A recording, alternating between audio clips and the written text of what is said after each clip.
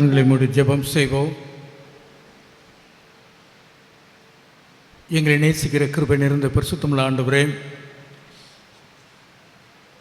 மகிழ்ச்சியான இந்த நாளுக்காக, அருமை பிள்ளைகளுடைய கூடுகைக்காக நன்றியோடு ஸ்தோத்திரிக்கிறோம். மகிழ்ச்சியோடு கர்த்தருக்கு ஆராதனை செய்யுங்கள், ஆனந்த சத்தத்தோடு அவர் சன்னதி முன் வாருங்கள் என்ற ஆண்டவரே, ஆசீர்வாதமான வார்த்தைகளை எங்களுக்கு கர்த்தர் கொடுத்தபடினாலே நன்றியோடு நாங்கள் ஸ்தோத்திரிக்கிறோம். கர்த்தரை நான் எக்காலத்திலும் ஸ்தோத்திரிப்பேன், அவர் துதி எப்போதும் என் வாயில் இருக்கும் என்று சங்கீதக்காரன் சொன்னதைப் போல பாடகர் குழுவாக இந்த நேரத்தில் ஒன்று கூடி சபை விசுவாசிகளோடு இணைந்து உங்களுடைய நாமத்தை மகிமைப்படுத்தும்படியாக கர்த்தர் கிருபை செய்திருக்கிறீர். ஆசீர்வாதமான இந்த வழிபாட்டிற்காக நேரத்திற்காக உங்களுடைய சமூகத்தில் ஸ்தோத்திரிக்கிறோம். உம்முடைய பிள்ளைகளை தொடர்ந்து ஆசீர்வதியும். ஆண்டவர் இயேசு கிறிஸ்து நம்மளை வேண்டுகிறோம், எங்கள் பிதாவே, ஆமேன். நாம் அனைவரும் எழுந்து நின்று இந்த சாங் சர்வீஸ்க்கு ஆரம்பமாக பாமாலை 103வது பாடலை நாம் பாடுவோம். பாமாலை 103 எழுந்து நின்று பாடுவோம்.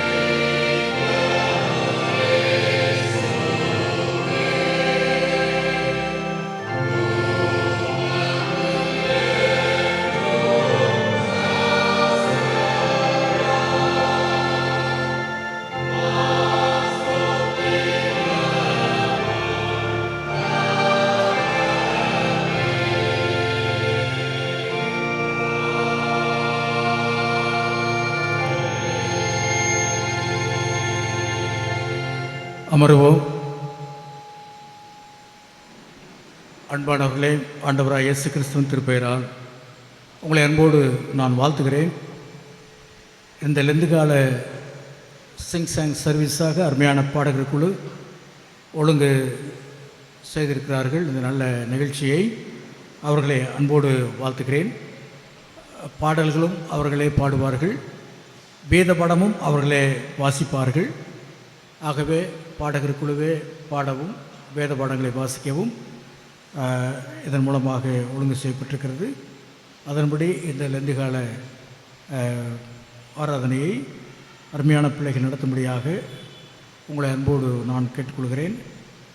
Special thank to choir master அருமை தம்பி சாம், பாடகர் குழுவினர் ஒவ்வொருவருக்கும் என்னுடைய வாழ்த்துக்களை நான் அன்போடு தெரிவித்துக் கொள்கிறேன். Now it's time to given to choir master. Thank you very much. God bless you. ஒவ்வொரு ஆண்டும் வரும் தபசு காலம் விசுவாசிகளின் ஆவிக்குரிய வாழ்க்கை துளிர்க்கும் காலம். சற்றே நம்மை அசைத்து பார்த்து தற்பரிசோதனைக்கு தூண்டும் காலம்.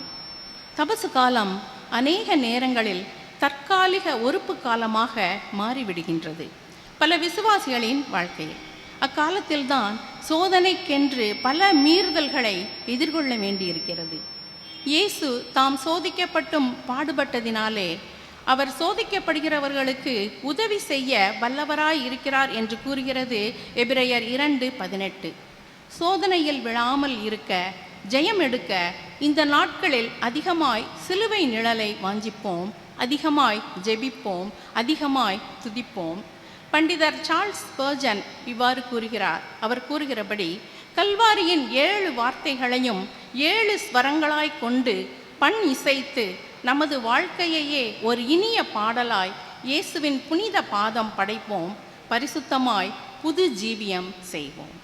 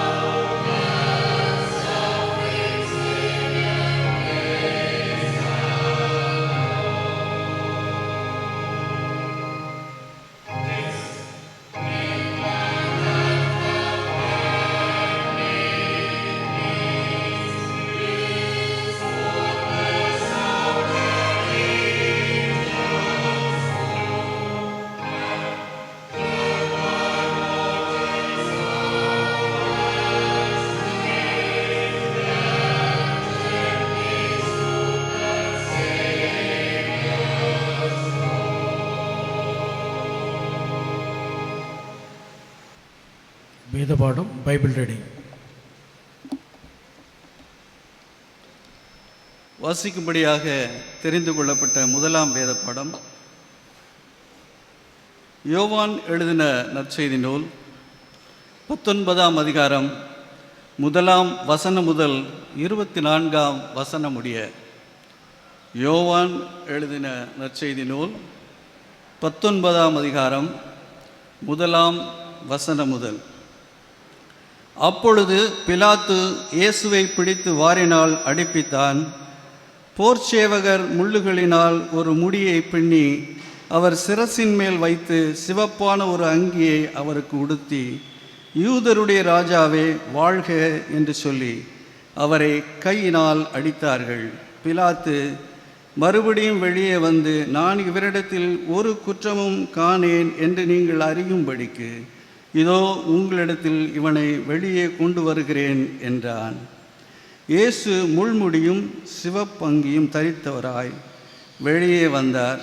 அப்பொழுது பிலாத்து அவர்களை நோக்கி, இதோ இந்த மனுஷன் என்றான். பிரதான ஆசாரியரும் சேவகரும் அவரை கண்டபோது, சிலுவையில் அறையும், சிலுவையில் அறையும் என்று சத்தமிட்டார்கள். அதற்கு பிலாத்து, நீங்களே இவனை கொண்டு போய் சிலுவையில் அறையுங்கள், நான் இவனிடத்தில் ஒரு குற்றமும் காணேன் என்றான். யூதர்கள் அவனுக்கு பிரதியுத்தரமாக, எங்களுக்கு ஒரு நியாய பிரமாணம் உண்டு, இவன் தன்னை தேவனுடைய குமாரன் என்று சொன்னபடியினால் அந்த நியாய பிரமாணத்தின்படியே இவன் சாக வேண்டும் என்றார்கள். பிலாத்து இந்த வார்த்தையை கேட்ட பொழுது அதிகமாய் பயந்து மறுபடியும் அரமனைக்குள்ளே போய் இயேசுவை நோக்கி, நீ எங்கே இருந்து வந்தவன் என்றான். அதற்கு இயேசு மறுத்தரம் ஒன்றும் சொல்லவில்லை. அப்பொழுது பிலாத்து, நீ என்னோட பேசுகிறதில்லையா? உன்னை சிலுவையில் அறைய எனக்கு அதிகாரம் உண்டென்றும் உன்னை விடுதலை பண்ண எனக்கு அதிகாரம் உண்டென்றும் உனக்கு தெரியாதா என்றான். இதோ இயேசு பிரதியுத்தரமாக, பரத்திலிருந்து உமக்கு கொடுக்கப்படாதிருந்தால் என்பேல் உனக்கு ஒரு அதிகாரமும் வராது. ஆனபடியினால் என்னை உன்னிடத்தில் ஒப்பு கொடுத்தவனுக்கு அதிக பாவம் உண்டு என்றார். அது முதல் பிலாத்து அவரை விடுதலை பண்ண வகை தேடினான். யூதர்கள் அவனை நோக்கி, இவனை விடுதலை பண்ணினால் நீர் ராயனுக்கு சிநேகிதன் அல்ல, தன்னை ராஜா வென்கிறவன் எவனோ அவன் ராயனுக்கு விரோதி என்று சத்தமிட்டார்கள். பிலாத்து இந்த வார்த்தையை கேட்ட பொழுது இயேசுவை வெளியே அழைத்து வந்து தளவரிசைப்படுத்தின மேடையொன்றும் எபிரேயு பாஷையிலே கபத்தா என்றும் சொல்லப்பட்ட இடத்திலே நியாயாசனத்தின் மேல் உட்கார்ந்தான். அந்த நாள் பஸ்காவுக்கு ஆயத்தம் ஏறக்குறைய 6 மணி நேரமுமாயிருந்தது. அப்பொழுது அவன் யூதர்களை நோக்கி, இதோ உங்கள் ராஜா என்றான். அவர்கள், இவனை அகற்றும் சிலுவையில் அறையும் என்று சத்தமிட்டார்கள். அதற்கு பிலாத்து, உங்கள் ராஜாவை நான் சிலுவையில் அறையலாமா என்றான். பிரதான ஆசாரியர் பிரதியுத்தரமாக, ராயனே அல்லாமல் எங்களுக்கு வேறே ராஜா இல்லை என்றார்கள். அப்பொழுது அவரை சிலுவையில் அறையும்படிக்கு அவர்களிடத்தில் ஒப்பு கொடுத்தான். அவர்கள் இயேசுவை பிடித்து கொண்டு போனார்கள். அவர் தம்முடைய சிலுவையை சுமந்து கொண்டு எபிரேயு பாஷையிலே கொல்கதா என்று சொல்லப்படும் கபாலஸ்தலம் என்கிற இடத்திற்கு புறப்பட்டு போனார். அங்கே அவரை சிலுவையில் அறைந்தார்கள். அவரோடே கூட வேறு 2 பேரை 2 பக்கங்களிலும் சிலுவையில் நடுவிலுமாக, இயேசுவை சிலுவை நடுவிலுமாக அறைந்தார்கள். பிலாத்து ஒரு பேல் விலாசத்தை எழுதி சிலுவையின் மேல் போடுவித்தான். அதில் நசரேனாகிய இயேசு யூதருடைய ராஜா என்று எழுதியிருந்தது. இயேசு சிலுவையில் அறையப்பட்ட இடம் நகரத்திற்கு சமீபமாய் இருந்தபடியினால் யூதரில் அநேகர் அந்த மேல் விலாசத்தை வாசித்தார்கள். அது எபிரேயு, கிரேக்கு, லத்தீன் பாஷைகளில் எழுதியிருந்தது. அப்பொழுது யூதருடைய பிரதான ஆசாரியர் பிலாத்துவை நோக்கி, யூதருடைய ராஜா என்று நீர் எழுதாமல் தான் யூதருடைய ராஜா என்று அவன் சொன்னதாக எழுதும் என்றார்கள். பிலாத்து பிரதியுத்தரமாக, நான் எழுதினது என்றான். போர்ச்சேவகர் இயேசுவை சிலுவையில் அறைந்த பின்பு அவருடைய வஸ்திரங்களை எடுத்து ஒவ்வொரு சேவகனுக்கும் ஒவ்வொரு பங்காக 4 பங்காக்கினார்கள். அங்கியையும் எடுத்தார்கள். அந்த அங்கி தையல் இல்லாமல் மேலே தொடங்கி முழுவதுமாக நெய்யப்பட்டதாயிருந்தது. அவர்கள், இதை நாம் கிழியாமல் யாருக்கு வருமோ என்று இதை குறித்து சீட்டு போடுவோம் என்று ஒருவரோடொருவர் பேசிக்கொண்டார்கள். என் வஸ்திரங்களை தங்களுக்குள்ளே பங்கிட்டு என் உடையின் மேல் சீட்டு போட்டார்கள் என்று வேத வாக்கியம் நிறைவேறத்தக்கதாக போர்ச்சேவகர் இப்படி செய்தார்கள் என்பது பாடம் முடிந்தது. கிறிஸ்துவே உமக்கு மகிமை உண்டாவதாக.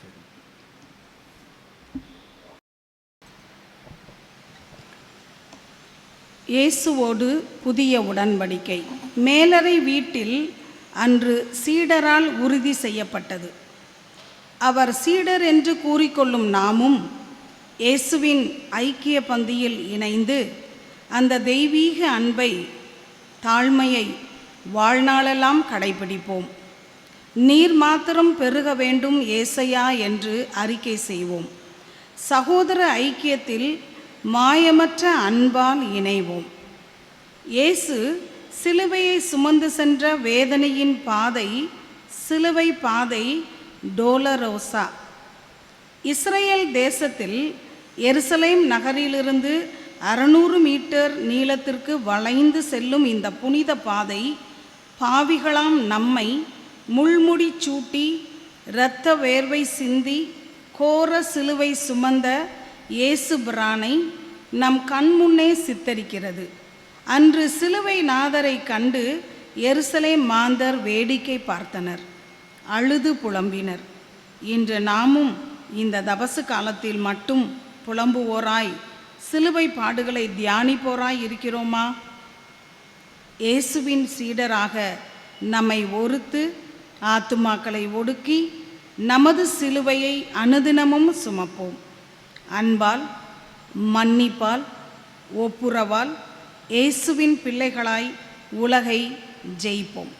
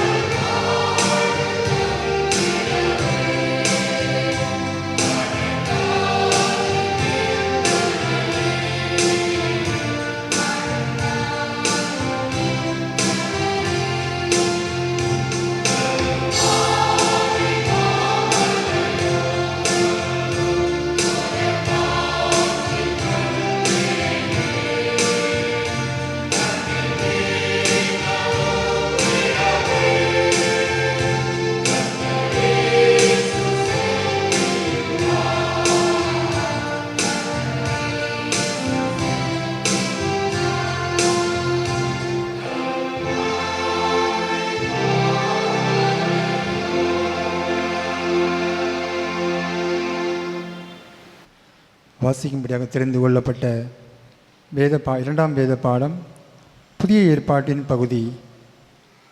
அப்போஸ்தலனாகிய பவுல் ரோமாபுரியருக்கு எழுதின நிருபம் 5ஆம் அதிகாரம் 6ஆம் வசனம் முதல் 21ஆம் வசனம் முடிய. ரோமர் 5ஆம் அதிகாரம் 6ஆம் வசனம் முதல் 21ஆம் வசனம் முடிய. அன்றியும் நாம் பலனற்றவர்களாய் இருக்கும்போதே குறித்த காலத்தில் கிறிஸ்து அக்கிரமக்காரருக்காக மரித்தார். நீதிமானுக்காக ஒருவன் மதிக்கிறது அரிது, நல்லவனுக்காக ஒருவேளை ஒருவன் மரிக்க துணிவான். நாம் பாவிகளாய் இருக்கையில் கிறிஸ்து நமக்காக மரித்ததினாலே தேவன் நம்மேல் வைத்த தமது அன்பை விளங்க பண்ணுகிறார். இப்படி நாம் அவருடைய இரத்தத்தினாலே நீதிமான்களாக்கப்பட்டிருக்க கோபாக்கினைக்கு நீங்களாக அவராலே நாம் ரட்சிக்கப்படுவது அதிக நிச்சயமாமே. நாம் தேவனுக்கு சத்துருக்களாய் இருக்கையில் அவருடைய குமாரனின் மரணத்தினாலே அவருடனே ஒப்புரவாக்கப்பட்டோமானால் ஒப்புரவாக்கப்பட்ட பின் நாம் அவருடைய ஜீவனாலே ரட்சிக்கப்படுவது அதிக நிச்சயமாமை. அதுவும் அல்லாமல் இப்பொழுது ஒப்புரவாகுதலை நமக்கு கிடைக்க பண்ணின நம்முடைய கர்த்தராகிய இயேசு கிறிஸ்து மூலமாய் நாம் தேவனை பற்றியும் மேன்மை பாராட்டுகிறோம். இப்படியாக ஒரே மனுஷனாலே பாவத்தினாலே மரணமும் உலகத்திலே பிரவேசித்தது போலவும் எல்லா மனுஷரும் பாவம் செய்யாதபடியால் மரணம் எல்லாருக்கும் வந்தது போலவும் இதுவும் ஆயிற்று. நியாயப்பிரமாணம் கொடுக்கப்படுவதற்கு முன்னும் பாவம் உலகத்தில் இருந்தது. நியாயப்பிரமாணம் இல்லாதிருந்தால் பாவம் எண்ணப்பட மாட்டாது. அப்படி இருந்தும் மரணமானது ஆதாம் முதல் மோசே வரைக்கும் ஆதாமின் மீறுதலுக்கொப்பாய் பாவம் செய்யாதவர்களையும் ஆண்டு கொண்டது. அந்த ஆதாம் பின்பு வந்தவருக்கு முன் அடையாளமானவன். ஆனாலும் மீறுதலின் பலன் கிருபை வரத்தின் பலனுக்கு ஒப்பானதல்ல. எப்படியெனில் ஒருவனுடைய மீறுதலினாலே அநேகர் மரித்திருக்க தேவனுடைய கிருபையும் இயேசு கிறிஸ்து எனும் ஒரே மனுஷனுடைய கிருபையினாலே வரும் ஈவும் அநேகர் மேல் அதிகமாய் பெருகியிருக்கிறது. மேலும் ஒருவன் பாவம் செய்ததினால் உண்டான தீர்ப்பு தேவன் அருளும் ஈவுக்கு ஒப்பானதல்ல. அந்த தீர்ப்பு ஒரே குற்றத்தின் நிமித்தம் ஆக்கினைக்கு ஏதுவாய் இருந்தது. கிருபை வரமோ அநேக குற்றங்களை நீக்கி நீதி விளங்கும் தீர்ப்புக்கு ஏதுவாய் இருக்கிறது. அல்லாமலும் ஒருவனுடைய மீறுதலினாலே அந்த ஒருவன் மூலமாய் மரணம் ஆண்டு கொண்டிருக்க கிருபையின் பரிபூர்ணத்தையும் நீதியாகிய ஈவின் பரிபூர்ணத்தையும் பெறுகிறவர்கள் இயேசு கிறிஸ்து என்னும் ஒருவராலே ஜீவனை அடைந்து ஆளுவார்கள் என்பது அதிக நிச்சயமாமை. ஆகையால் ஒரே மீறுதலினாலே எல்லா மனுஷருக்கும் ஆக்கினைக்கு ஏதுவான தீர்ப்பு உண்டானது போல ஒரே நீதியினாலே எல்லா மனுஷருக்கும் ஜீவனை அளிக்கும் நீதிக்கு ஏதுவான தீர்ப்பு உண்டாயிற்று. அன்றியும் ஒரே மனுஷனுடைய கீழ்ப்படியாமையினாலே அநேகர் பாவிகள் ஆக்கப்பட்டது போல ஒருவருடைய கீழ்ப்படிதலினாலே அநேகர் நீதிமான்கள் ஆக்கப்படுவார்கள். மேலும் மீறுதல் பெருகும்படிக்கு நியாயப்பிரமாணம் வந்தது. அப்படி இருந்தும் பாவம் பெருகின இடத்தில் கிருபை அதிகமாய் பெருகிற்று. ஆதலால் பாவம் மரணத்துக்கு ஏதுவாக ஆண்டு கொண்டது போல கிருபையானது நம்முடைய கர்த்தராகிய இயேசு கிறிஸ்துவின் மூலமாய் நீதியினாலே நித்திய ஜீவனுக்கு ஏதுவாக ஆண்டு கொண்டது என்பதை பாடம் முடிந்தது. தேவனையும் உமக்கு மகிமை உண்டாவதாக. இயேசு கிறிஸ்துவின் இரத்தம் சகல பாவங்களையும் நீக்கி நம்மை சுத்திகரிக்கும். இந்த இரட்சிப்பின் சந்தோஷ அனுபவமே விசுவாசிகளின் ஆவிக்குரிய வாழ்க்கையின் உந்து சக்தியாகும். இயேசுவின் இரத்தம் இரத்தாம்பர சிவப்பான பாவங்களையும் பஞ்சை போல வெண்மையாக்கும். நன்றி இயேசுவே, அபாத்திரரான பாவிகளாகிய எங்களைக்கும் உம் செல்ல பிள்ளைங்களாய் மாற்றின உம் கிருபைக்காக ஸ்தோத்திரம். சிங்காசனத்தில் வீற்றிருக்கும் உன்னதரே, உலகத்தின் பாவத்தை சுமந்து தீர்த்தீரே, நன்றி ஐயா. அடிக்கப்படுவதற்கு பாத்திரராய் விளங்கும் தேவ ஆட்டுக்குட்டியே, எம் கிரீடங்களை எம் பெருமைகளை உம் சிலுவை அடையில் படைக்கிறோம். சிலுவை பாதை வெற்றி பாதை, முள்முடி தாங்கினால்தான் மணிமகுடம் என்று உணர்ந்தோம், உம் பாதம் பணிந்தோம்.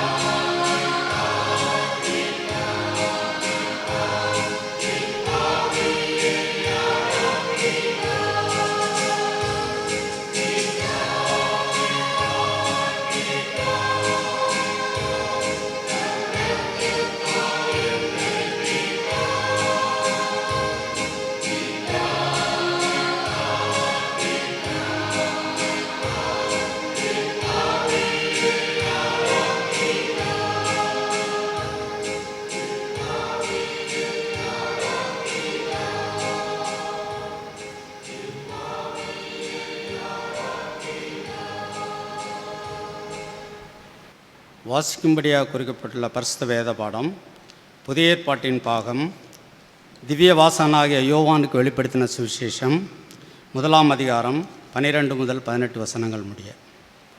அப்போது என்னுடனே பேசின சத்தத்தை பார்க்க திரும்பினேன். திரும்பின போது 7 பொன் குத்து விளக்குகளையும் அந்த 7 குத்து விளக்குகளின் மத்தியிலே நிலையங்கி தரித்து மார்பர்கு பொற்கச்சை கட்டியிருந்த மனுஷகுமாரனுக்கு ஒப்பானவரையும் கண்டேன். அவருடைய சிரசும் மயிரும் வெண் பஞ்சை போலவும் உறைந்த மலையைப் போலவும் வெண்மையாயிருந்தது. அவருடைய கண்கள் அக்கினி ஜுவாலையைப் போல் இருந்தது. அவருடைய பாதங்கள் உலைக்களத்தில் காய்ந்த பிரகாசமான வெண்கலம் போல் இருந்தது. அவருடைய சத்தம் பெருவெள்ளத்து இறைச்சலை போல் இருந்தது. தமது வலது கரத்திலே 7 நட்சத்திரங்களை ஏந்தி கொண்டிருந்தார். அவர் வாயிலிருந்து இருபுறமும் கருக்குள்ள பட்டயம் புறப்பட்டது. அவருடைய முகம் வல்லமையாய் பிரகாசிக்கிற சூரியனைப் போல் இருந்தது. நான் அவரை கண்டபோது செத்தவனைப் போல அவருடைய பாதத்தில் விழுந்தேன். அப்போது அவர் தம்முடைய வலக்கரத்தை என்மேல் வைத்து என்னை நோக்கி, பயப்படாதே, நான் முந்தினவரும் பிந்தினவரும் உயிருள்ளவருமாயிருக்கிறேன். மரித்தேன், ஆனாலும் இதோ சதா காலங்களிலும் உயிரோடு இருக்கிறேன். ஆமேன். நான் மரணத்திற்கும் பாதாளத்திற்கும் உரிய திறவுகோள்களை உடையவனாயிருக்கிறேன் என்பதே. வாசிக்கும்படியாக குறிக்கப்பட்டுள்ள பரிசுத்த வேத பாடம் வாசித்து முடிந்தது. கிறிஸ்துவே உமக்கே ஸ்தோத்திரம் உண்டாவதாக. பாவிகளை ரட்சிக்க கிறிஸ்து இயேசு உலகத்தில் வந்தார் என்கிற வார்த்தை உண்மையும் எல்லா அங்கீகரிப்புக்கும் பாத்திரமானது என்கிறது. 1 தீமோத்தேயு 1:15. ஆம், நீச பாவிகளாம் எங்கள் வாழ்க்கையின் இருள் சூழ்ந்த வேளைகளில் பரலோக கீற்றொளி எம்மை பிரகாசிக்கச் செய்யும். என் கால்கள் சறுக்குகிறதென்று சிலுவை எண்டையில் புலம்புகையில் இயேசுவின் ஒரு வார்த்தை என் கால்களை மான் கால்கள் போலாக்கும். கனிவான அவர் வார்த்தை பயம் போக்கும், பிணி நீக்கும், அனலூட்டும். மனம் திரும்பிய ஒரு பாவி நிமித்தம் பரலோகத்தில் மிகுந்த சந்தோஷமாம். இந்த தபசு காலத்திலும் பாவத்துக்கு மரித்து நீதிக்கு பிழைத்த பிள்ளைகளாய் அதிகமாய் ஜப தியானம் செய்வோம். விண்ணுலகின் தூதரோடு புதிய பாடல் பாட ஆசிப்போம். துதிப்பாடி ரட்சிப்பை கொண்டாடுவோம்.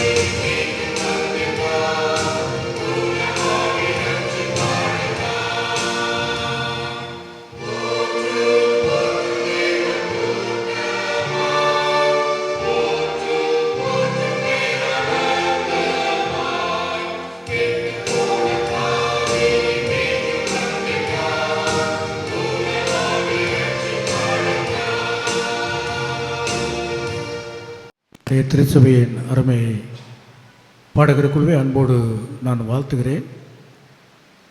பாடகர் குழு வளர்ந்து கொண்டு வருகிறது என்று நான் கடவுளுக்குள்ளாக விசுவாசிக்கிறேன், நம்புகிறேன். அதற்கு அதை ஏற்றுக்கொள்ளும் வண்ணமாக அருமை பிள்ளைகளை நாம் வாழ்த்தி பாராட்டி கரங்களை தட்டி உற்சாகமாக வாழ்த்துவோம்.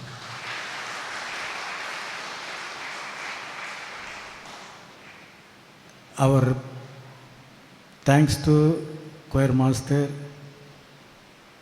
அசோசியேட் கொயர் மாஸ்டர்னு சொல்லாமல் ஆர்கனைஸ்னே சொல்லாமல் I proud of my flower daughter. God bless you. All singers, பாடகர் குழு ஒவ்வொருவருக்கும் என்னுடைய வாழ்த்துக்களை தெரிவித்துக் கொள்கிறேன். சிறந்த பாடகர் குழுவாக வளர்ந்து கொண்டு வருகிறீர்கள். இந்த திருச்சபை உங்களை வாழ்த்துகிறது, திருமண்டலம் உங்களை வாழ்த்துகிறது.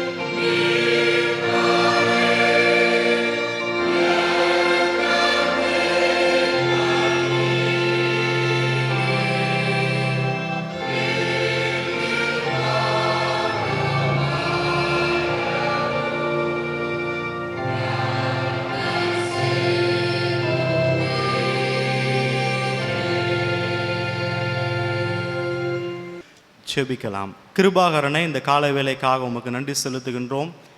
இந்த காலை ஆராதனையிலும் உம்மை ஆராதிக்கும்படியாக, உம்முடைய வார்த்தைகளை தியானிக்கும்படியாக நீர் எங்களுக்கு கொடுத்த நல்ல வாய்ப்பிற்காக உம்மை துதிக்கிறோம், உம்மை ஸ்தோத்திரிக்கிறோம். இந்த நேரத்திலும் எங்களோடு கூட இடைப்படுவீராக. என்னை மறைத்து நீர் வெளிப்படும்படியாய் செபிக்கிறேன். ஆண்டவரே, உம்முடைய வார்த்தையை தெளிவுபடுத்தும்படியாய், உம்முடைய நாமத்தை மகிமைப்படுத்தும்படியாய் செபிக்கின்றேன். ஆரம்பம் முதற்கொண்டு முடிவு மட்டுமாய் தேவ பிரசன்னம் எங்களை தாங்கி வழி நடத்தட்டும். என்னை மறைத்து ஆவியானவர் செயல்படுவீராக. மீட்பர் இயேசு கிறிஸ்துவின் இன்ப நாமத்தில் செபிக்கிறோம் எங்கள் ஜீவனுள்ள நல்ல பிதாவே, ஆமென். ஆண்டவராகிய இயேசு கிறிஸ்துவின் இனிய நாமத்திலே உங்களோடு கூட இந்த நாளிலும் தேவனுடைய வார்த்தையை பகிர்ந்து கொள்ளும்படியாக ஆண்டவர் எனக்கு கொடுத்த நல்ல தருணத்திற்காகவும் இந்த வாய்ப்பினை எனக்கு கொடுத்த நம்முடைய சபையின் தலைமை குருவானவர் அவருக்கும், போதகரம்மா, கௌரவ குருவானவர், குருத்துவ பயிற்சி மாணவர்கள், சபையின் செயலர், பொருளர், கமிட்டி உறுப்பினர்கள், சபை மூப்பர்கள், மக்கள் உங்கள் யாவருக்கும் ஆண்டவராகிய இயேசு கிறிஸ்துவின் நாமத்திலே என் அன்பான வாழ்த்தலையும் வணக்கத்தையும் தெரிவித்துக் கொள்கின்றேன். கர்த்தர் நல்லவர். இந்த நாளிலும் நம்மோடு கூட அவர் இடைப்படுவாராக. நம்மளுடைய திருமண்டலத்தின் ஒழுங்குபடி நமக்கு இந்த நாளிலே நாம் தியானிக்கும்படியாக நமக்கு கொடுக்கப்பட்டிருக்கிற தலைப்பு விடுவிக்கும் உண்மையான வழிபாடு. True worship that liberates. விடுவிக்கும் உண்மையான வழிபாடு. இந்த நாளிலும் கூட நம்மை யார் விடுவிக்கப் போகின்றார் என்பதை குறித்து நாம் பார்க்க போகின்றோம். நாம் வாசிக்க கேட்ட 3 பகுதிகளிலும் பிரதானமாக இயேசு கிறிஸ்துவை குறித்து நாம் அதிகமான செய்திகளை நாம் பார்த்திருந்திருப்போம். நாம் வாசிக்க கேட்ட 1வது வேத பாடம் யோவான், 2வது வேத பாடம் ரோமர், 3வது வேத பாடம் வெளிப்படுத்தல். இது 3லுமே ஆண்டவராகிய இயேசு கிறிஸ்துவை குறித்து அநேக காரியங்களை அங்கே வெளிப்படுத்தி இருப்பதை நாம் பார்த்திருக்கின்றோம். இந்த லென்த் காலங்களிலே நாம் ஆண்டவருடைய சிலுவையை தியானிக்கும்படியாக நான் இன்னும் தேவனுடைய சமூகத்திலே நெருங்கி சேருவதற்கு என்னிடத்தில் என்ன குறை உண்டு என்பதை நான் பார்த்து ஆண்டவருடைய சமூகத்திலே நான் நெருங்கி சேருவதற்கு அவருடைய சிலுவையோடு கூட என்னை ஐக்கியப்படுத்தி கொள்ள இந்த லென்த் காலங்கள் நம்முடைய ஆவிக்குரிய வாழ்க்கையிலே நமக்கு மிகவும் பிரயோஜனமாக இருக்கும். இதைத்தான் நாம் ஒவ்வொரு ஆண்டும் இந்த 40 நாட்கள் லென்த் நாட்களாக நாம் அனுசரிக்கின்றோம். கல்வாரியை குறித்தும் இயேசுவை குறித்தும் நாம் தியானிக்கும்படியாக நாம் அழைக்கப்பட்டிருக்கின்றோம். நாம் வாசிக்க கேட்ட 2வது வேத பகுதி ரோமர் 5வது அதிகாரத்திலே 12வது வசனத்தை நாம் வாசிக்கலாம். ஒரே மனுஷனாலே பாவமும் பாவத்தினாலே மரணமும் உலகத்தில் பிரவேசித்தது போல, ஒரே மனுஷனால் இந்த உலகத்திலே பாவம் பிரவேசித்தது. முழு மனுக்குலமும் பாவத்தில் விழுந்து விடும்படியாக அந்த ஒரே மனிதன் மூலமாக முழு மனுக்குலமும் பாவத்திற்குள்ளாய் கரைப்பட்டது.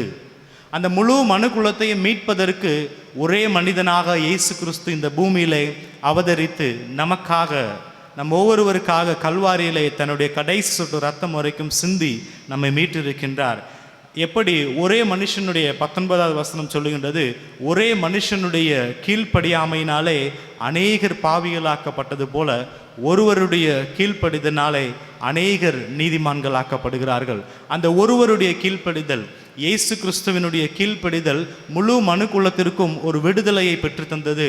அடிமைத்தனத்திலிருந்து ஒரு விடுதலையை பெற்று தந்தது. நாம் வாசிக்க கேட்ட 1வது வேத பகுதி யோவான் 19வது அதிகாரத்தில் கூட அங்கே அந்த ராஜா கேட்கின்றார் இயேசு கிறிஸ்துவை பார்த்து. யோவான் 19வது அதிகாரம் 10வது வசனத்திலையும் கேட்கின்றார், உன்னை விடுதலை பண்ண எனக்கு அதிகாரம் உண்டென்றும் உனக்கு தெரியாதா என்று சொல்லி கேட்கின்றார். ஆனால் இயேசு கிறிஸ்துவுக்கு தெரியும் தான் எதற்காக இந்த சிலுவை மரணத்திற்குள்ளாய் தான் ஒப்பு கொடுக்கப்பட்டிருக்கிறேன் என்பது. அடுத்த வசனத்தில் இயேசு கிறிஸ்து சொல்லுகின்றார், பரத்திலிருந்து உமக்கு கொடுக்கப்படாதிருந்தால் என்மேல் உமக்கு ஒரு அதிகாரமும் இராது.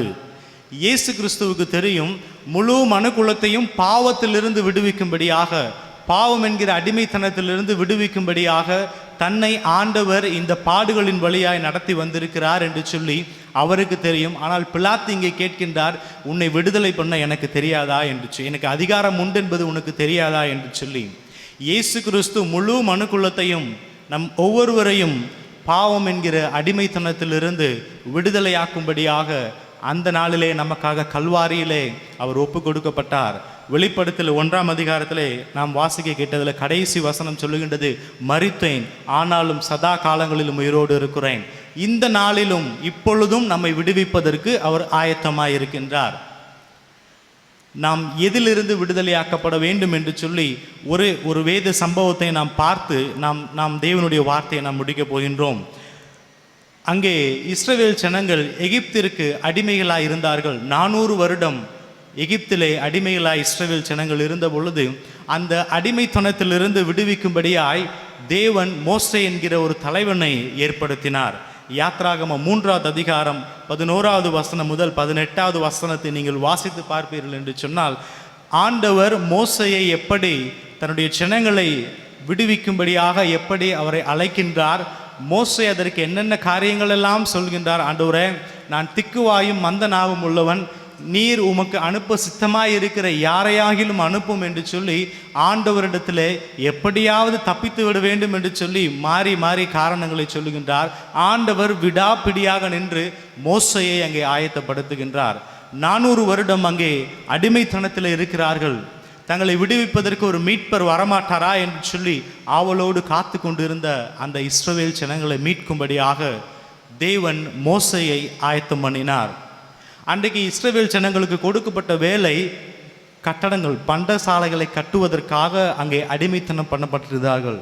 ஒருவேளை நாம் யோசிக்கலாம், இந்த நாளிலும் கூட கல்வாரியிலே ஆண்டவர் எனக்காக சிலுவையிலே மரித்து என்னை விடுவித்தார், என்னை மீட்டு கொண்டார், இன்னமும் நான் அடிமைத்தனத்திற்குள்ளாக நான் காணப்படுகின்றேனா, இன்னமும் ஒருவேளை அடிமைத்தனம் எனக்குள்ளாக இருக்கின்றதா என்று சொல்லி நாம் யோசித்து பார்க்கலாம். ஆனால் இன்னும் இந்த காலத்திலும் கூட நாம் சில காரியங்களை கட்டும்படியாக, நமக்கென்று சொல்லி சில காரியங்களை கட்டும்படியாக நாம் அடிமைத்தனத்திற்குள்ளாய் நாம் காணப்படுகின்றோம். அந்த அடிமைத்தனத்திலிருந்து நம்மை மீட்பதற்காக தேவன் இந்த காலை வேளையிலே நம்முடைய மத்தியிலே அவர் கடந்து வந்திருக்கின்றார். அருமையான நம்ம ஒரு சிங் சாங் சர்வீஸோடு கூட இந்த ஆராதனை ஆரம்பித்திருக்கின்றோம். இயேசுவின் கல்வாரி பாடுகள், ஆண்டவர் எனக்காக செய்த தியாகங்கள் எல்லாவற்றையும் நாம் பாடல் வாயிலாக நாம் கேட்டோம். அதே ஆண்டவர் இன்றைக்கு உங்களையும் விடுவிப்பதற்காக கடந்து வந்திருக்கின்றார். அங்கே எகிப்தியரிலே அந்த பார்வோன் என்னென்ன காரியங்கள் செய்கின்றார் என்பதை சுருக்கமாக உங்களோடு கூட நான் பகிர்ந்து கொள்ள ஆசைப்படுகின்றேன். யாத்ராகமம் 8வது அதிகாரம் 25வது வசனத்திலே 25 முதல் 28 வசனங்களை நாம் வாசித்து பார்ப்போம் என்று சொன்னால், பார்வோன் அங்கே மோசையை கூப்பிட்டு ஒரு காம்ப்ரமைசேஷன் பேசுகின்றார். நான் உங்கள் தேவனை ஆராதிக்கும்படியாக உங்களை அனுப்பி விடுகின்றேன். ஆனாலும் நீங்கள் என்ன செய்யுங்க, நீங்கள் போகுவதற்கு நீங்கள் தேசத்திலே ஆராதனை செய்யுங்கள். உங்களுடைய தேவனை ஆராதிப்பதற்கு இந்த தேசத்திலே ஆராதனை செய்யுங்கள். தேசத்தை விட்டு நீங்கள் கடந்து போக வேண்டாம், வெகு தூரம் நீங்கள் போக வேண்டாம் என்று சொல்லி அங்கே பார்வோன் மோசையோடு கூட அவர் பேசுகின்றார். அதே போல் யாத்ராகமம் 10வது அதிகாரம் 8 முதல் 10 வசனங்களை நீங்கள் வாசித்து பார்ப்பீர்கள் என்று சொன்னால், அங்கே மறுபடியுமாக பார்வோன் மோசையை அழைத்து பேசுகின்றார். நீங்கள் ஆராதனை செய்ய போகலாம், ஆனால் யார் யார் போகிறீர்கள் என்று சொல்லி பார்வோன் மோசையின் இடத்துல கேட்கின்றார்.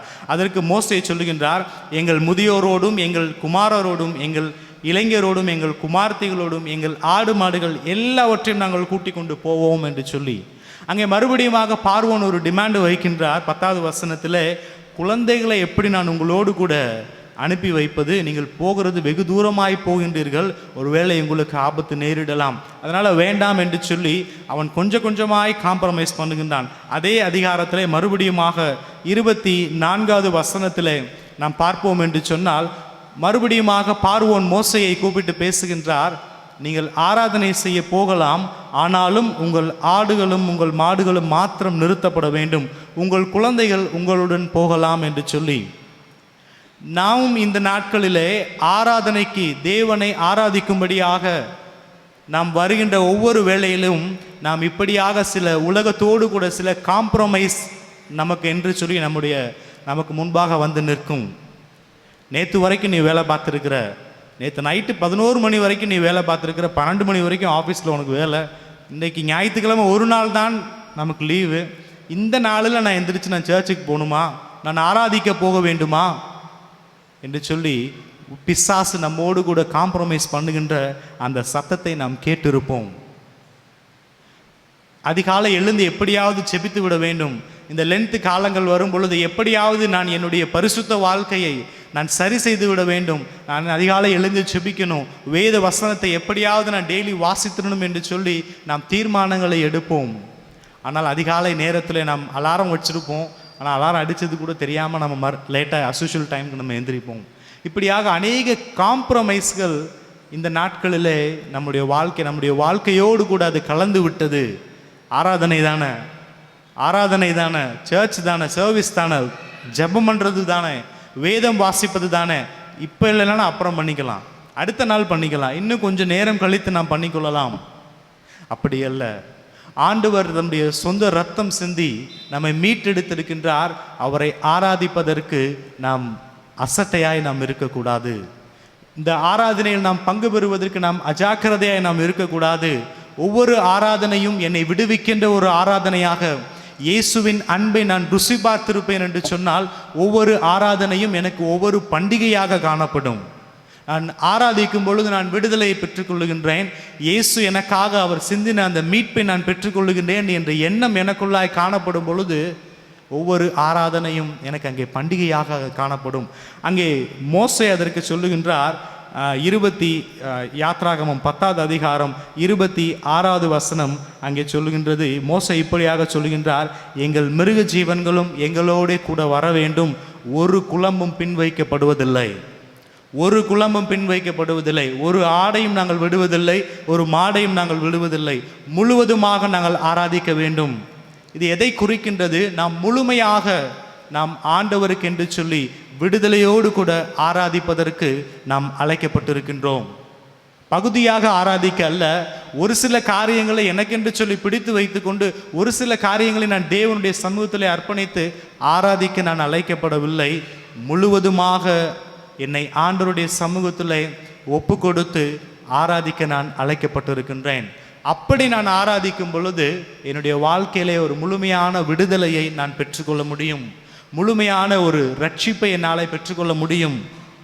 அங்கே லூக்கா 13வது அதிகாரம் 10 முதல் 17 வசனங்களை நீங்கள் வாசித்து பார்ப்பீர்கள் என்று சொன்னால், இயேசு கிறிஸ்து தேவாலயத்திலே உபதேசம் பண்ணுகின்றார்.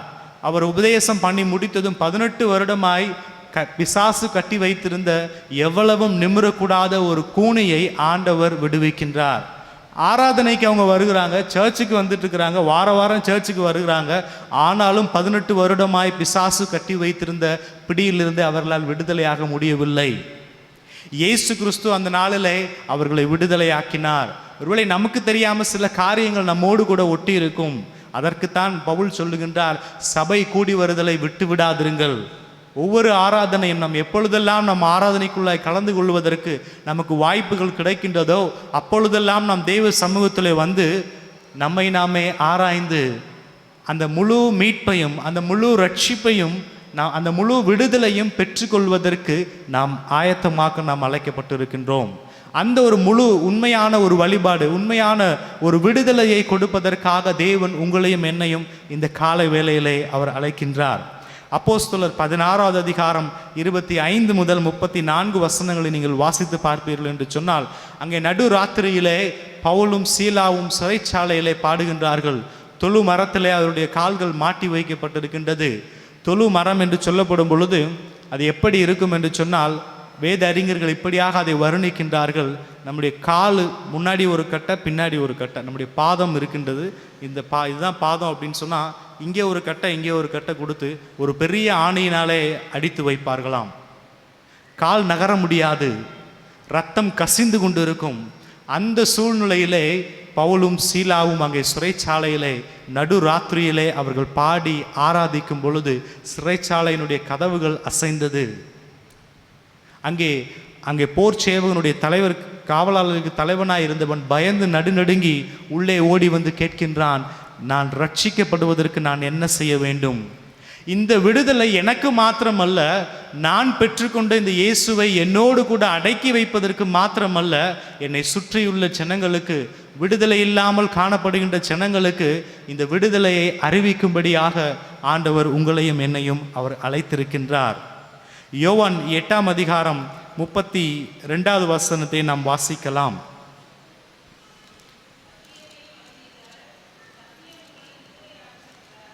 சத்தியத்தையும் அறிவீர்கள், சத்தியம் உங்களை விடுதலையாக்கும் என்று சொல்லி இயேசு கிறிஸ்து சொல்லுகின்றார். 34வது வசனம் சொல்லுகின்றது, பாவம் செய்கிறவன் எவனும் பாவத்திற்கு அடிமையாயிருக்கிறான் என்று சொல்லி. 36வது வசனம் சொல்லுகின்றது, குமாரன் உங்களை விடுதலையாக்கினால் மெய்யாகவே விடுதலையாவீர்கள். அதற்காகத்தான் இந்த ஆராதனை. ஒவ்வொரு ஞாயிறும் நம்ம ஆராதிக்கலாம், வீட்டில் இருந்தே நம்ம ஆராதிக்கலாம். ஆனால் சபை நம் கூடி வரும் பொழுது தெய்வ பிரசன்னம் இங்கே அளவில்லாமல் ஊற்றப்படும். ஆண்டவருடைய வார்த்தை நமக்கு தெளிவாக நம்மளுடைய காதுகளிலே அது துணிக்கப்படும். ஒருவேளை நாம் நினைக்கலாம், வார வாரம் நமக்கு இந்த திருமண்டலத்திலிருந்து நமக்கு ஒரு அல்மனாக் என்று சொல்லி கொடுக்கின்றார்களே, இதில் என்ன இருக்கின்றது என்று சொல்லி நாம் யோசித்து பார்க்கலாம். போன வாரம் அதுக்கு முந்தின வாரம் நீங்கள் பிரசங்கத்தை நீங்கள் கவனித்திருப்பீர்கள் என்று சொன்னால், அதுக்கு முந்தின வாரம் விசுவாசத்தை குறித்து நாம் பார்த்திருப்போம். போன வாரத்திலே நாம் ஜெபத்திலே உறுதியாய் தரித்திருப்பதை குறித்து நாம் பார்த்தோம். விசுவாசமும் ஜெபமும் உங்களுடைய வாழ்க்கையிலே காணப்பட்டு நாம் ஆராதிப்போம் என்று சொன்னால் விடுதலை உங்களுடைய வாழ்க்கையிலே நிச்சயம். கண்டினியூட்டியோடு கூட தான் அங்கே பரிசுத்தவான்கள் பிஷப்பையா இன்னும் அநேகர் ஒரு டீமாக இருந்து இந்த அல்மனாக்கை நமக்காக அவர் ஆயத்தம் பண்ணி இதை கொடுக்கிறார்கள். அநேக நாட்கள் தேவ சமூகத்திலே காத்திருந்து இந்த ஷெடியூலை நமக்கு கொடுக்கின்றார்கள். இது சும்மா ஏதோ ஒரு வசனம் என்று சொல்லி அவர்கள் கொடுக்கவில்லை. ஒவ்வொரு நாளும் ஒவ்வொரு வாரமும் நாம் சரியாக நாம் கடைபிடித்து வருவோம் என்று சொன்னால் நாம் முழுமையான ரட்சிப்பை, முழுமையான சத்தியத்தை நாம் பெற்றுக்கொள்ள முடியும். அருமையான தேவ ஜனமே, இந்த காலை வேளையிலும் கூட நாம் விடுதலையோடு கூட ஆராதிக்கும்படியாக ஆண்டவர் உங்களையும் என்னையும் அவர் அழைத்திருக்கின்றார். மார்க் 11வது அதிகாரத்திலே ஒரு சம்பவத்தை நாம் பார்க்கலாம். மார்க் 11வது அதிகாரம் 4வது வசனம் 1 முதல் 5 வசனங்களை நீங்கள் பார்க்கலாம்.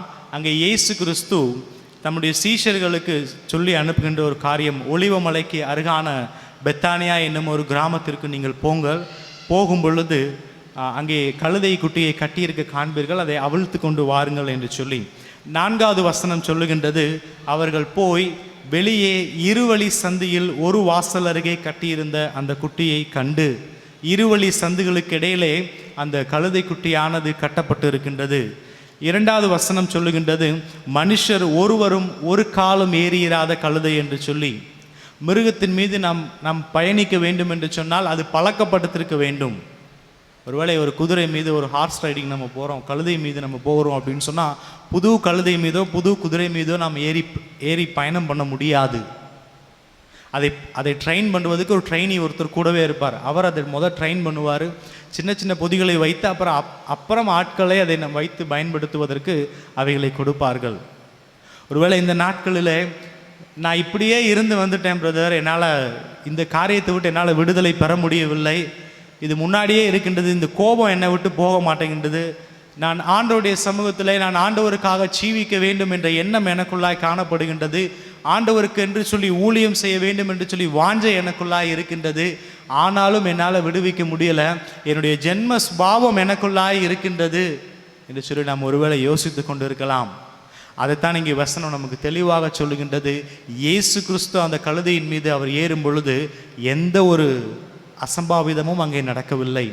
அங்கே சரியாய் முதலாவது அங்கே இருவழி சந்தியில் 2 வழிகளை எந்த வழியிலே போவது என்று தெரியாமல் கலங்கி அடிமைத்தனத்தில் கட்டப்பட்டிருந்த அந்த கழுதை குட்டி விடுதலையாக்கப்பட்டது. ஒருவேளை இந்த நாளிலே ஆண்டவரிடத்தில் என்னை நான் ஒப்பு கொடுக்கும் பொழுது நான் எந்த பாதையிலே போக வேண்டும் என்று சொல்லி அடிமைத்தனத்திற்குள்ளாய் கட்டப்பட்டு நாம் யோசித்து கொண்டிருக்கின்ற வேளையில் இயேசுவுக்கு நம்முடைய வாழ்க்கையை நாம் ஒப்பு கொடுப்போம் என்று சொன்னால் இயேசு நம்மை விடுவித்து நம் மீது பயணிப்பதற்கு அவர் விருப்பமுள்ளவராய் இருக்கின்றார். இந்த இயேசு கிறிஸ்துவை நாம் அநேகருக்கு நாம் சொல்லும்படியாக நாம் அழைக்கப்பட்டு இருக்கின்றோம். அதற்காக நம்ம அந்த பார்த்த அப்போஸ்தலர் 16வது அதிகாரம் 25வது முதல் 34வது வசனத்தை நீங்கள் பார்ப்பீர்கள் என்று சொன்னால் அன்றைக்கு பவுலும் சீலாவும் சாட்சியாக இருந்தார்கள். அவர்கள் பாடி துதித்த பொழுது சிறைச்சாலையில் ஏற்பட்ட அந்த ஒரு அதிர்வு அந்த சிறைச்சாலை தலைவனுடைய இருதயத்தை அசைத்தது.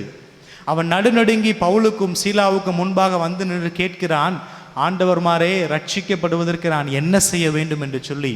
உடனே பவுலையும் சீலாவையும் அவன் அந்த கட்டுகளிலிருந்து அவிழ்த்து விட்டு தன்னுடைய வீட்டிற்கு அழைத்து செல்கின்றான். அவனுடைய வீட்டார் அனைவருக்கும் வசனம் அங்கே சொல்லப்படுகின்றது. அவன் வீட்டார் அனைவரும் வசனத்தை ஏற்றுக்கொண்டு ஞானஸ்நானம் பெற்றார்கள். பழைய ஏற்பாடு காலங்களிலே தேவனானவர் நம்மோடு கூட நிழலாட்டமாய் மேகஸ்தம்பத்திலும் அக்கினி ஸ்தம்பத்திலும் அன்றைக்கு இஸ்ரவேல் ஜனங்களோடு கூட கடந்து வந்தார். புதிய ஏற்பாட்டிலே 4 சுவிசேஷங்களிலும் இயேசு கிறிஸ்து இந்த பூமியிலே மனிதர்களோடு கூட அவர் உலாவினார். சுவிசேஷத்திற்கு பிற்பாடு இயேசு கிறிஸ்து தேவனானவர் நமக்குள்ளே வாசம் பண்ண நம்மை ஆலயமாக அவர் தெரிந்திருக்கின்றார். இது எதற்காக என்று சொன்னால் அன்றைக்கு எப்படி அந்த சிறைச்சாலை தலைவன் ஆண்டவரை பவுல் மூலமாக ஏற்றுக்கொண்டாரோ இன்றைக்கு அதே போல நம்மை பார்க்கின்றவர்கள் கிறிஸ்துவை பார்ப்பதற்கு நாம் விட்டு கொடுக்க வேண்டும். பவுல் அழகாக கலாத்தியர் 2:20 சொல்லுகின்றார், கிறிஸ்துவுடனே கூட சிலுவையில் அறையப்பட்டேன்.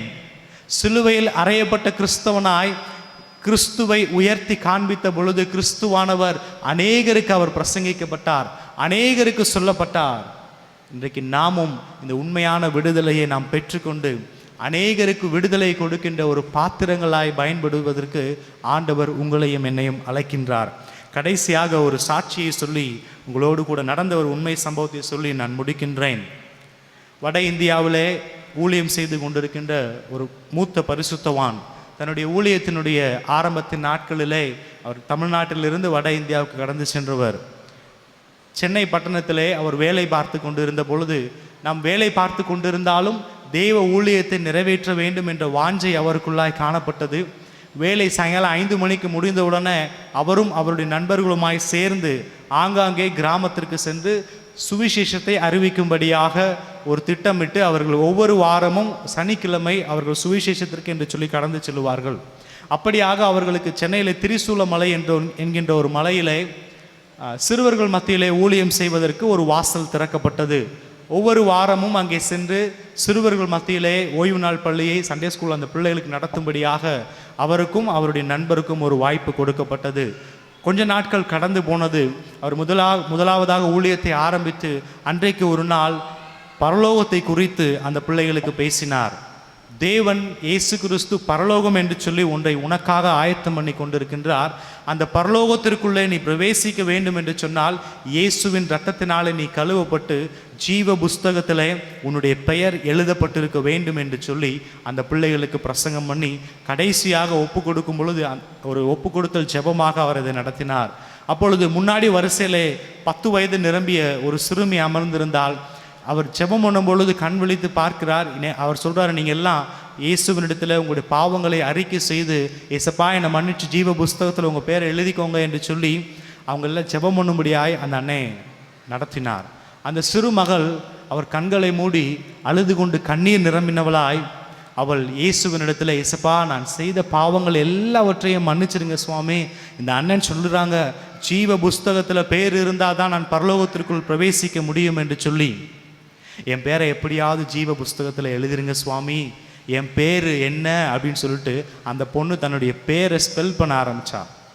என் பேர் இப்போ நெல்சன்க்கு நான் சொல்கிறேன் நே இல் ச இன் கரெக்டாக மிஸ்டேக் இல்லாமல் எழுதிருங்க ஏசப்பா, என்னுடைய பேரை எப்படியாவது ஜீவ புஸ்தகத்தில் எழுதிருங்க, நான் பரலோகத்திற்குள்ளாய் நான் பிரவேசிக்க வேண்டும்.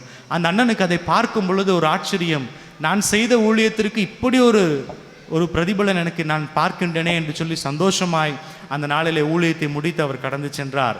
நாட்கள் கடந்தோடியது. ஒரு சில வாரங்களுக்கு பின்பாக அந்த சிறுமி வரவில்லை. அந்த சிறுமியுடைய தாய் பார்த்தோம் என்று சொன்னால் கோவிலிலே பூசாரியாக இருக்கக்கூடிய ஒரு தாய். அவருடைய தகப்பன் நல்ல ஒரு குடிகாரர். ஒரு சில நாட்களாக ஒரு சில வாரங்களாக அந்த பிள்ளை வரவில்லை. அந்த பிள்ளை என்ன செய்யும் அப்படின்னு சொன்னால் தன்னோடு கூட இருக்கிற சிறு பிள்ளைகள் எல்லாவற்றையும் அழைத்து வந்து அண்ணன் வர்றதுக்கு முன்னாடியே அந்த இடத்தை ஆயத்தப்படுத்தி அந்த பிள்ளைகளை காத்திருக்க செய்வாளாம். ஒரு சில வாரங்களாய் அந்த பிள்ளை வரவில்லை. இந்த அண்ணனுக்குள்ளாய் கேள்வி, ஏன் இந்த பிள்ளை வரவில்லை என்று சொல்லி ஊடால ஒரு நாள் ஒரு புதன்கிழமை ஆஃபீஸை முடித்து அவர் வரும் பொழுது அந்த பிள்ளையினுடைய அம்மாவை அவர் பார்க்க நேர்ந்தது. தற்செயலாய் அவங்க சொன்னாங்க, ஐயா நீங்கள் வந்து பிரசங்கம் பண்ணிட்டு போன மறு வாரத்தில் என்னுடைய மகள் ஒரு பெரிய வியாதியினாலே பாதிக்கப்பட்டு படுத்த படுக்கையாக கிடக்கின்றாள் என்று சொல்லி, நீங்கள் வந்து ஒரு வாட்டி என் மகளுக்காக ஜெபிங்க என்று சொல்லி அந்த அண்ணனை கேட்டுக்கொண்டாள். அந்த அண்ணன் அன்று சாயங்காலமே அவர்களோடு கூட போய் அந்த வீட்டிற்குள்ளாய் பிரவேசித்த பொழுது படுத்த படுக்கையிலே அந்த பிள்ளை மெலிவுற்றவளாய் உடல் தேகம் மெலிந்து அவள் படுத்திருந்தாள். இந்த அண்ணனை பார்த்ததும் அவளுக்குள்ளாய் ஒரு சந்தோஷம். அந்த அண்ணன் தைரியமாக இருமா, ஆண்டவர் உன்னை நிச்சயமாய் சுகமாக்குவார், நீ விடுதலையாக்கப்படுவாய் என்று சொல்லி தைரியப்படுத்தி தேற்றி அந்த பிள்ளைக்காக செபித்து அவர் கடந்து சென்றார். வியாழன் வெள்ளி கடந்தது. வெள்ளி மத்தியானம் 2 மணிக்கு அந்த பிள்ளையுடைய பல்ஸ் கொஞ்சம் கொஞ்சமாக இறங்க ஆரம்பித்தது. அந்த பிள்ளையை வந்து பரிசோதித்த டாக்டர் அவ்வளோதான், இன்னும் ஒரு 2 மணி நேரத்தில் இந்த பிள்ளையுடைய வாழ்க்கை முடிந்து விடும் என்று சொல்லிவிட்டார். அந்த பிள்ளையுடைய தலைமாட்டிலே அவங்க அம்மா உட்காந்து அழுது கொண்டு இருக்கிறார்கள், என் பிள்ளை என்னை விட்டு போகுதே என்று சொல்லி. ஆனால் அந்த பிள்ளை அவங்க அம்மாவை கூப்பிட்டு, அம்மா நாளைக்கு சனிக்கிழமை சாயங்காலம் 5 மணிக்கு அண்ணன் ஊழியத்திற்கு வருவாங்க, அண்ணன் வந்தாங்க அப்படின்னு சொன்னால் அண்ணன்ட்டு சொல்லிடுங்க, நான் பரலோகத்திற்கு நான் போன பின்னாடி பரலோக வாசலிலே அண்ணனை சந்திக்கிறேன் என்று சொல்லி. உடனே அந்த அம்மாவுக்கு ஒரே அழுக, ஏன்பா நீ அண்ணனை மட்டும் நீ சந்திக்கிற, எங்களெல்லாம் நீ சந்திக்க மாட்டையா என்று சொல்லி. உடனே அந்த பொண்ணு சொல்லுச்சு, அம்மா நான் இயேசுவை நான் ஏற்றுக்கொண்டேன், என்னுடைய பெயர் ஜீவ புஸ்தகத்தில் எழுதப்பட்டிருக்கின்றது, நான் பரலோகத்திற்கு போவேன், அண்ணனும் இயேசுவை ஏற்றுக்கொண்டார், அவரும் பரலோகத்திற்கு போவார், ஆனால் நீங்கள் இன்னும் இயேசு கிறிஸ்துவை நீங்கள் ஏற்றுக்கொள்ளவில்லை. உடனே அவங்க அம்மா, நானும் இந்த இயேசு கிறிஸ்துவை நான் ஏற்றுக்கொள்ள வேண்டும், என்ன செய்ய வேண்டும் என்று சொல்லி கேட்ட பொழுது, அவள் அந்த அண்ணன் அன்னைக்கு என்ன சொன்னாரோ அந்த சுவிசேஷத்தை அந்த அம்மாவுக்கு அறிவித்து, அந்த அம்மா அந்த இடத்துல முழங்கால் படியிட்டு கண்ணீர் விட்டு இயேசுவுக்கு தன்னுடைய வாழ்க்கையை ஒப்பு கொடுத்தார்கள். அவங்க அப்பா அப்போ தான் வீட்டுக்குள்ளே வருகின்றார். அவங்க அப்பாவை பார்த்து சொல்கிறாரு, அப்பா டாட்டா, நான் போய் வருகிறேன், இந்த பூவுலக வாழ்க்கையை முடித்து நான் கிளம்புகின்றேன், பரலோகத்திலே நான் அம்மாவையும் அந்த அண்ணனையும் நான் சந்திப்பேன், உங்களுக்கு இங்கே டாட்டா என்று சொல்லினாள். அவங்க அப்பாவுக்கு ஒன்றும் புரியவில்லை. அது ஏன் அம்மாவையும் அந்த அண்ணனையும் மாத்திரம் நீ சந்திக்கின்றாய், என்னை நீ சந்திக்க மாட்டாயா என்று சொல்லி. உடனே அந்த பொண்ணு சொன்னா, அம்மா இயேசுவை ஏற்றுக்கொண்டார்கள், அம்மாவுடைய பெயர் ஜீவ புஸ்தகத்தில் எழுதப்பட்டது, நான் இயேசுவை ஏற்றுக்கொண்டேன், என்னுடைய பெயர் ஜீவ புஸ்தகத்தில் எழுதப்பட்டது, அந்த அண்ணன் இயேசுவை ஏற்றுக்கொண்டார், அவருடைய பெயரும் ஜீவ புஸ்தகத்தில் எழுதப்பட்டது. நீங்கள் இன்னும் இயேசுவை ஏற்றுக்கொள்ளவில்லை, நீங்கள் இன்னும் குடித்து கொண்டிருக்கிறீர்கள். உங்களுடைய குடியை விட்டு நீங்கள் இயேசுவை ஏற்றுக்கொண்டால்தான் உங்களுடைய பெயர் ஜீவ புஸ்தகத்தில் எழுதப்படும், நீங்கள் பரலோகத்திற்குள்ளாய் பிரவேசிப்பீர்கள் என்று சொன்ன பொழுது அந்த தகப்பனுடைய கண்களிலே கண்ணீர் தாரை தாரையாய் வந்தது. நான் இந்த இயேசுவை ஏற்றுக்கொள்ள நான் என்ன செய்ய வேண்டும் என்று சொல்லி மறுபடியுமாக கேட்ட பொழுது அந்த சிறுமி மறுபடியுமாக தன்னுடைய அனுபவத்தை, அந்த வசனத்தை மறுபடியுமாக தன்னுடைய தகப்பனுக்கு சொல்லி, தன்னுடைய தகப்பனை ஒரு கையிலும் தன்னுடைய தாயை ஒரு கையிலும் பிடித்து கொண்ட பிள்ளையாய் அவள் செபித்து தேவனுடைய சமூகத்திலே கடந்து சென்றாள். அருமையான தேவ ஜனமே, இந்த ரட்சிப்பை, இந்த விடுதலையை எனக்கு மாத்திரமல்ல, நான் பெற்றுக்கொண்டு நான் நன்காக இருப்பதற்கு, நான் ரட்சிக்கப்பட்டு நான் இயேசுவை ஏற்றுக்கொண்டு ஆசீர்வாதமாக வாழ்வதற்கு மாத்திரம் இயேசு என்னை அழைக்கவில்லை, என் மூலமாய் அநேகரை ரட்சிக்கும்படியாக, அநேகரை இந்த விடுதலைக்குள்ளாய் நடத்தும்படியாக ஆண்டவர் உங்களையும் என்னையும் அழைத்திருக்கின்றார். அருமையான ஒரு பக்தன் தன்னுடைய பழைய பாடல்களை எப்படி பாடுகின்றார், நான் வெறுங்கையாய் பரலோகத்திற்குள் நான் பிரவேசிப்பேனோ என்று சொல்லி. அந்த சிறுமிக்குள்ளே இருந்த அந்த ஒரு வாஞ்சை தன்னுடைய தகப்பன் ஒரு கையில், தன்னுடைய தாயின் ஒரு கையில் பிடித்து கொண்ட மகளாய் பரலோகத்திற்குள் அவள் பிரவேசித்தாள்.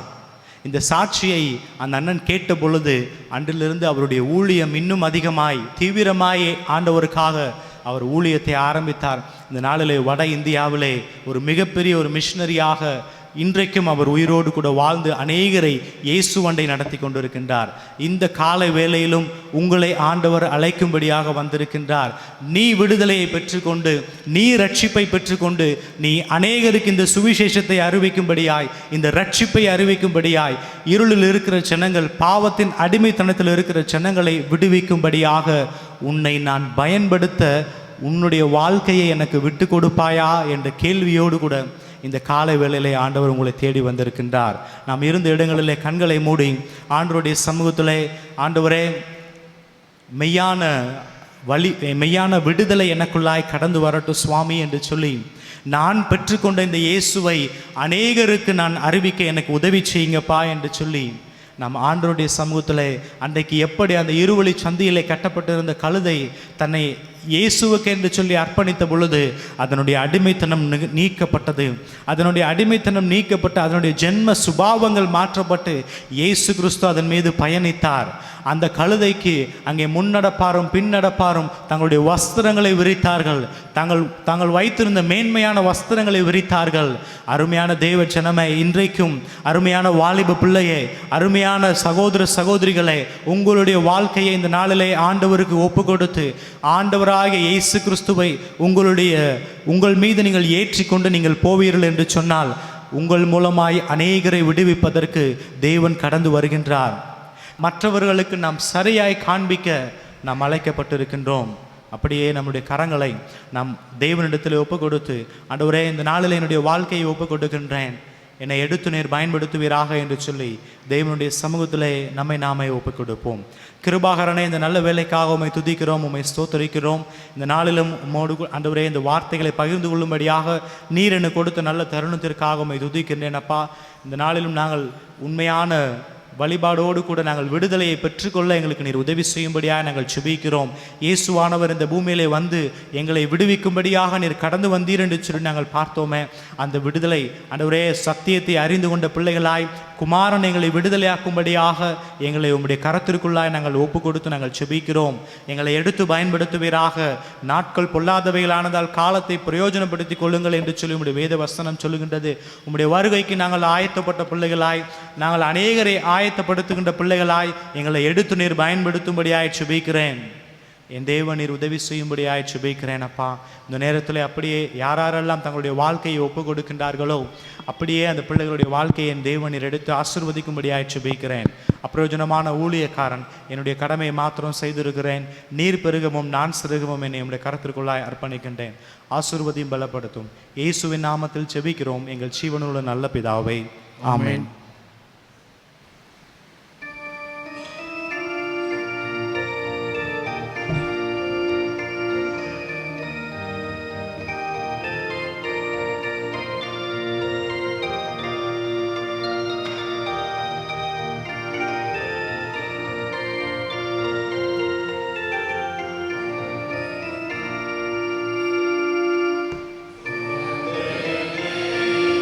Yes.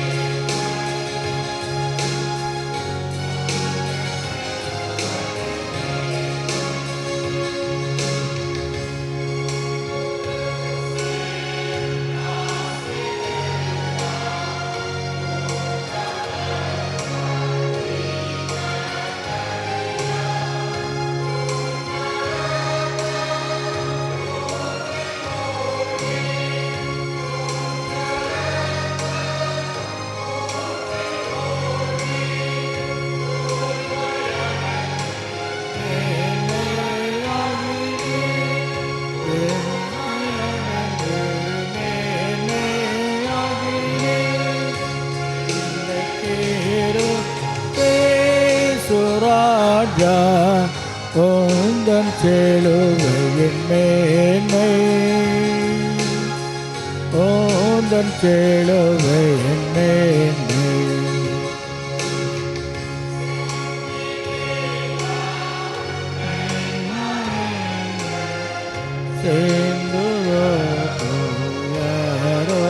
அன்பு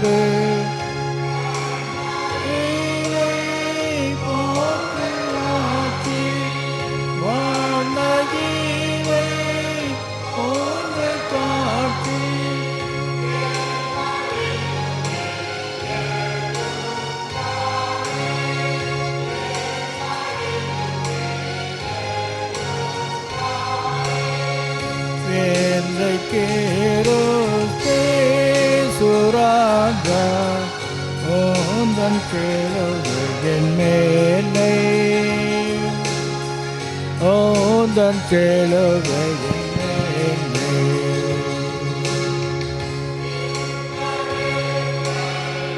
அன்பு கேடா என்ன காணிக்கிறேன் லோவே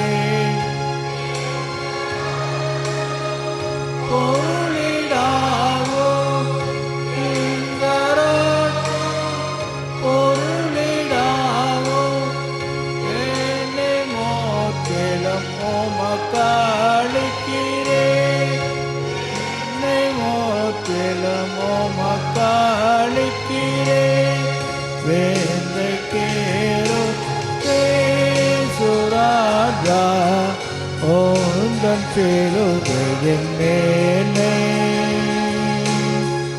ஓந்தன் சிலுவையின் மேன்மை. ஜெபம் செய்வோம். நேசிக்கிற கிருபை நிறைந்த பரிசுத்தமுள்ள ஆண்டவரே, உம்முடைய பிள்ளைகள் படைத்த அத்துணை காணிக்கைகளுக்காக நன்றியோடு ஸ்தோத்திரிக்கிறோம். ஆண்டவரே, சிறப்பு காணிக்கைகள், சோதர காணிக்கைகள், திருமண காணிக்கைகள், பிறந்தநாள் காணிக்கைகள், ஆண்டவரை பைக்கு அணிக்கல் படைத்த அத்தனை பிள்ளைகளுக்காக நன்றியோடு ஸ்தோத்திரிக்கிறோம். ஆண்டவர் சமூகத்திலே அருமை பிள்ளைகளை கர்த்தர் நீர் ஆசீர்வதியும் பரிபூர்ண ஆசீர்வாதங்களை நாங்கள் பெற்றுக்கொண்டோம், சந்தோஷத்தோடு நாங்கள் திரும்பி செல்கிறோம் என்கின்ற சுபாவத்தை அருமை பிள்ளைகளுக்கு நீர் தரும்படியாக நாங்கள் ஜெபிக்கிறோம். கர்த்தருடைய செய்தியை கொடுத்த அன்பு பிள்ளைக்கு ஜெபிக்கிறோம். உம்முடைய பிள்ளை ஆசீர்வதியும் கொயரை சிறப்பாக நடத்தி இந்த சிங் சாங் சர்வீஸில் அருமையான கொயர் பிள்ளைகளை கர்த்தர் நீர் பயன்படுத்தினீர், நன்றியோடு ஸ்தோத்திரிக்கிறோம். கொயர் மாஸ்டரையும் பாடகர் குழுவையும் உடைய கருத்திலே கொண்டு வருகிறோம். திருச்சபை வளர்ச்சிக்கு ஆண்டவரே இந்த கொயர் எவ்வளவு முக்கியம் என்பதை ஆண்டவரே நாங்கள் திருச்சபையாக உணர்ந்து இந்த கொயர் இன்னும் அதிகமாக வளர்ச்சி பெற தேவ பிரசன்னம் கூட இருக்கும்படியாக நாங்கள் ஒன்று கூட உம்மை ஸ்தோத்திரிக்கிறோம். உம்முடைய சமூகத்தில் எங்கள் ஒவ்வொருவரையும் அர்ப்பணிக்கிறோம். தொடர்ந்து ஆசீர்வதியும் காத்துக்கொள்ளும். ஆண்டவர் இயேசு கிறிஸ்துவின் மூலம் வேண்டுகிறோம் எங்கள் பிதாவே, ஆமேன். நம்முடைய ஆண்டவராய் இயேசு கிறிஸ்துவின் கிருபையும் பிதாவாகிய தேவனுடைய அன்பும் பரிசுத்த ஆவியானவருடைய பாதுகாப்பும் பராமரிப்பும் வழிநடத்துதலும் நம் அனைவரோடும் எப்போதும் கூடவே இருப்பதாக.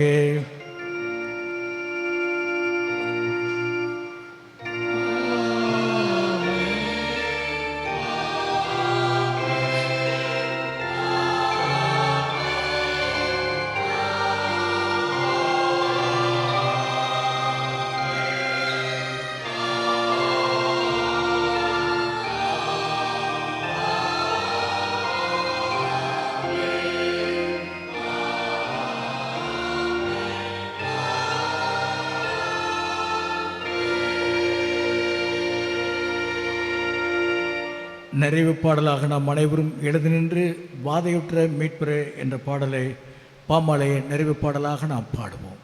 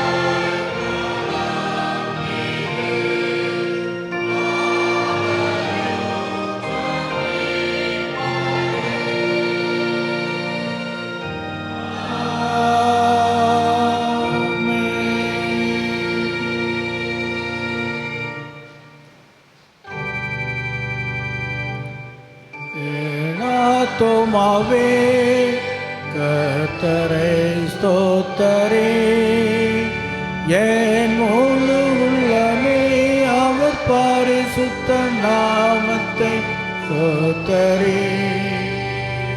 என் ஆத்துமாவே கர்த்தரை ஸ்தோத்தரே, என் முழு உள்ளமே அவர் பரிசுத்த நாமத்தை ஸ்தோத்தரே. அவர் செய்த சகல உபகாரங்களையும் மறவாதே, அவர் செய்த சகல உபகாரங்களையும் மறவாதே. ஆத்துமாவே கர்த்தரை ஸ்தோத்தரே, என் முழு உள்ளமே அவர் பரிசுத்த நாமத்தை ஸ்தோத்தரே.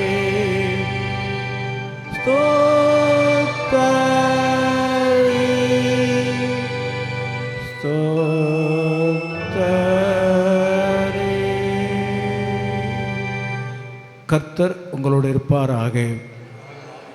பரிபூர்ண சமாதானத்துடைய போய் வர கிடவோம். ஆமென். God bless you. Thank you.